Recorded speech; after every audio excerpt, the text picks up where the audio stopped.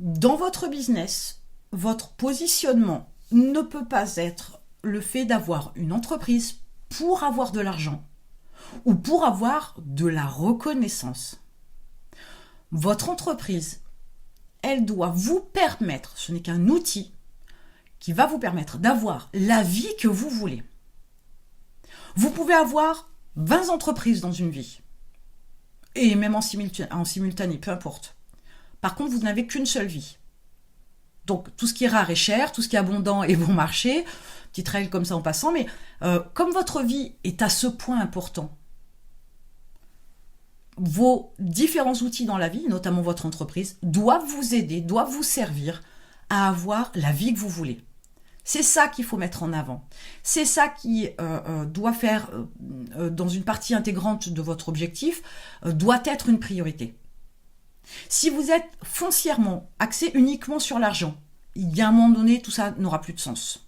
Si vous êtes basé sur la reconnaissance que vous attendez, là je vous le dis, il faut aller voir un psy.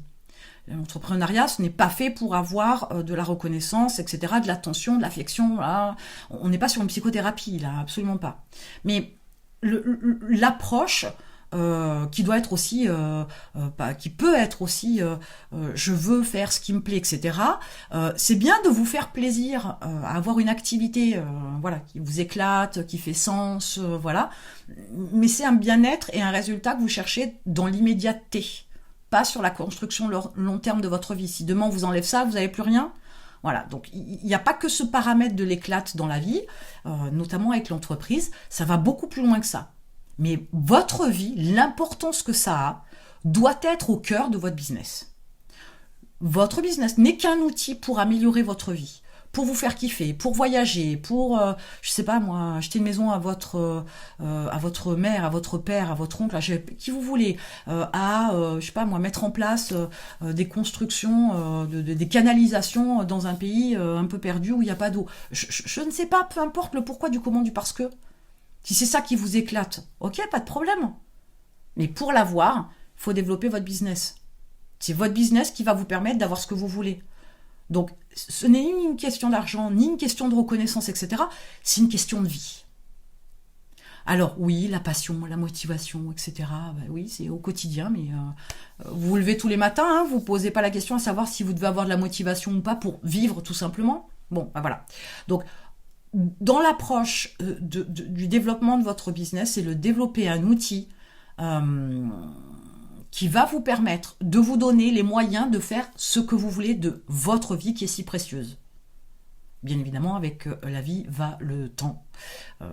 Ça, c'est encore une autre histoire, mais c'est cette particularité-là qui n'est pas prise en considération.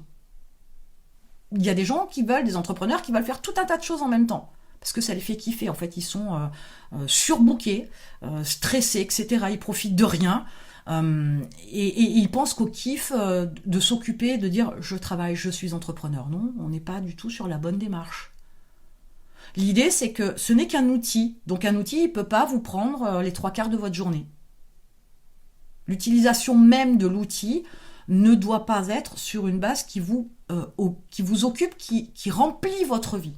Ça doit être qu'une infime partie. On ne peut pas faire ça tout le temps, constamment, c'est pas possible. Et surtout pour atteindre des objectifs de vie. Ou des objectifs tout court, d'ailleurs, l'un va pas sans l'autre. Donc, dans l'agencement, la structure, le mode de fonctionnement et dans sa projection, dans la définition de ses étapes et de ses objectifs, votre entreprise doit prendre en considération vous et votre vie. Et il est évident que vous cherchez à enlever les contraintes. Il est évident que vous cherchez à avoir un peu plus de kiff, etc. On est d'accord.